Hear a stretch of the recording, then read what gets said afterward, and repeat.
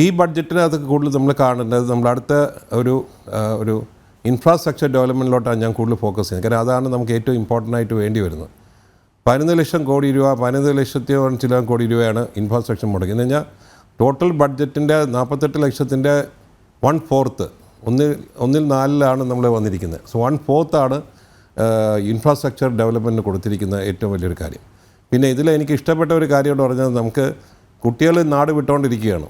അപ്പോൾ അതിന് എഡ്യൂക്കേഷന് വേണ്ടി 10 ലക്ഷം രൂപ ഇന്ത്യയിൽ നമ്മുടെ നാട്ടിൽ പഠിക്കുകയാണെങ്കിൽ 10 ലക്ഷം രൂപ വരെ ലോൺ കൊടുക്കാനുള്ള ഒരു പദ്ധതി കൊണ്ടുവന്നിട്ടുണ്ട്. മറ്റേത് കുട്ടികൾ ഇവിടുന്ന് ലോൺ എടുത്ത് പുറം നാട്ടിലോട്ട് പോകുമ്പം ആ കുട്ടികളെ പിടിച്ചു നിർത്താനായിട്ടുള്ള ഒരു സാഹചര്യം ഇവിടെ ഉണ്ടാക്കിയിട്ടുണ്ട്. 10 ലക്ഷം രൂപ വരെ ലോൺ കൊടുക്കാം എന്നുള്ളൊരു പദ്ധതി വന്നിരിക്കുക. റിയൽ എസ്റ്റേറ്റ് മേഖലയിൽ നമ്മൾ നോക്കിക്കഴിഞ്ഞാൽ ക്യാപിറ്റൽ ഗെയിൻസ് വ്യക്തമായിട്ട് നന്നായി കുറച്ചിട്ടുണ്ട്. 20% 20% നമ്മളിപ്പം 12% കുറച്ചു. അതിൻ്റെ അകത്ത് നമുക്ക് വരാൻ പോകുന്നതിൻ്റെ ഏറ്റവും നേട്ടം എന്ന് പറയുന്നത് ഇതിൻ്റെ അകത്ത് ഈ ബ്ലാക്ക് മണി ട്രാൻസാക്ഷൻസ് ഒഴിവാകും. കാര്യം ഇതിൻ്റെ അകത്ത് എപ്പോഴും ഈ ക്യാപിറ്റൽ ഗെയിൻസ് വരുമ്പം പലപ്പോഴും നമ്മുടെ ബ്ലാക്ക് മണി ട്രാൻസാക്ഷൻസ് കൂടാനാണ് സാധ്യത. ഇപ്പോൾ അത് കുറയാനുള്ള സാധ്യതയാണ് വന്നിരിക്കുന്നത്. പിന്നെ ഇൻഡെക്സൈസേഷൻ എന്ന് പറഞ്ഞുകൊണ്ട് നേരത്തെ ഇൻഡെക്സ് വെച്ചാണ് നമുക്ക് ഇതിൻ്റെ ബെനിഫിറ്റ്സ് എടുത്തുകൊണ്ടിരുന്നത്. ഇപ്പോൾ അതിൻ്റെ ആവശ്യം വരുന്നില്ല. കാര്യം അതിനാലും ബെറ്ററായിട്ടുള്ള ഒരു പദ്ധതിയാണ് ഇപ്പോൾ അല്ലെങ്കിൽ പ്രപ്പോസലായി ഇപ്പോൾ വന്നിരിക്കുന്നത്. കൂടാതെ ഫിനാൻസ് മിനിസ്റ്റർ പറയുന്നു നമ്മൾ ഇൻകം ടാക്സിൻ്റെ ആക്ട് റിവ്യൂ ചെയ്യുന്നതായിരിക്കും. ജി എസ് ടിക്കകത്ത് നമ്മൾ റിവ്യൂ നടത്തുന്നതായിരിക്കും. നേരത്തെ ജി എസ് ടിയെ പറ്റി എന്തെങ്കിലും ചോദിച്ചാൽ പറയും അത് GST കൗൺസിലാണ് തീരുമാനിക്കുക. പക്ഷേ ഇതിൻ്റെ അകത്ത് പറയുന്നുണ്ട് we will be revisiting the GST and also the income tax act. പക്ഷേ ഇതെല്ലാം നമ്മൾ കുറച്ചാലും എനിക്ക് തോന്നുന്നു ഞങ്ങൾ എക്സ്പെക്റ്റ് ചെയ്യുന്നത് റിയൽ എസ്റ്റേറ്റ് സെക്ടർ എക്സ്പെക്റ്റ് ചെയ്യുന്ന ഒരു കാര്യം 1 India 1 ടാക്സ് പോലെ 1 India 1 രജിസ്ട്രേഷൻ കോസ്റ്റ് വരണം. കേരളത്തിൽ ഇപ്പോൾ രജിസ്ട്രേഷൻ കോസ്റ്റ് 10% ആണ്. 8 2 കൂടെ വരും 10% വരുന്നു. അപ്പോൾ 10% ഭയങ്കര ഹൈ ആക്കും. ബാക്കിയുള്ള നമ്മൾ നോക്കുമ്പം ബാക്കിയുള്ള സ്ഥലത്ത് 5% ഉള്ളൂ. അപ്പോൾ 1 India 1 രജിസ്ട്രേഷൻ കോസ്റ്റ് വരുമ്പം തന്നെ ഈ ക്യാപിറ്റൽ ഗെയിൻസിൻ്റെ ബെനിഫിറ്റ്സ് ഒക്കെ നമുക്ക് കിട്ടാനുള്ള സാധ്യത കൂടുതലാണ്. കൂടാതെ നമ്മൾ നോക്കുന്നത് ഇതിനകത്ത് MSME. ഇപ്പം നമ്മൾ ചോദിക്കും കേരളത്തിൽ എന്താ കിട്ടാമെന്ന്. കേരളത്തിൽ MSME അല്ലാതെ വേറെ ഒന്നും ഇല്ല.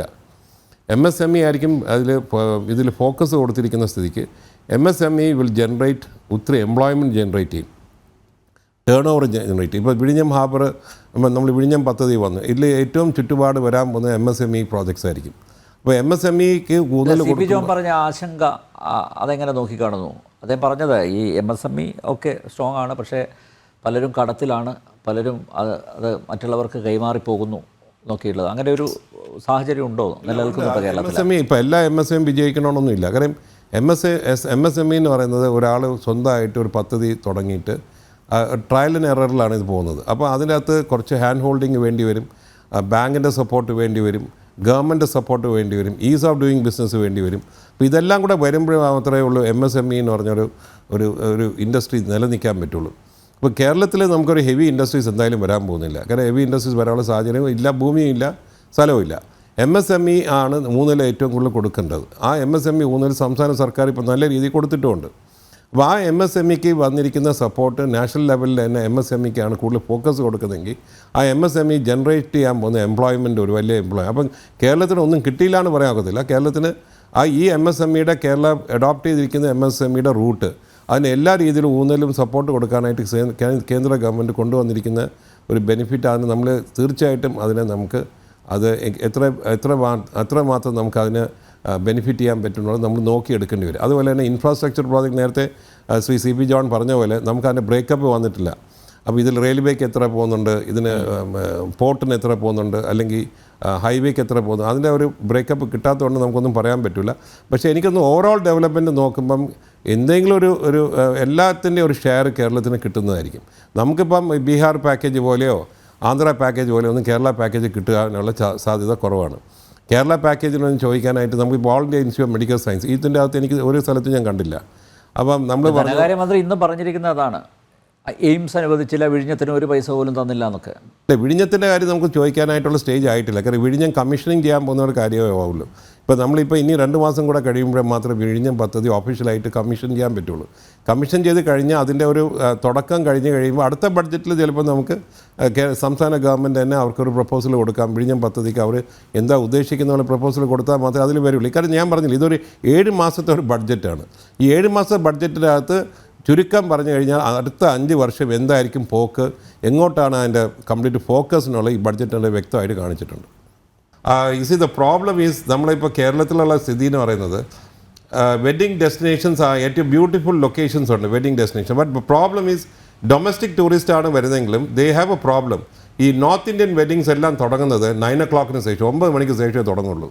ഈ 9 മണിക്ക് ശേഷം തുടങ്ങിയ രാത്രിയിലോട്ടാണ് അവരുടെ വെഡ്ഡിങ് അങ്ങോട്ട് കയറി പോകുമ്പം വാട്ട് ഹാപ്പൻ, നമ്മളിവിടുത്തെ ഈവൻ നമ്മളെ ലിക്കർ പോളിസി ആയാലും ശരി, നമ്മളെ പല policies is not in tune to what is required.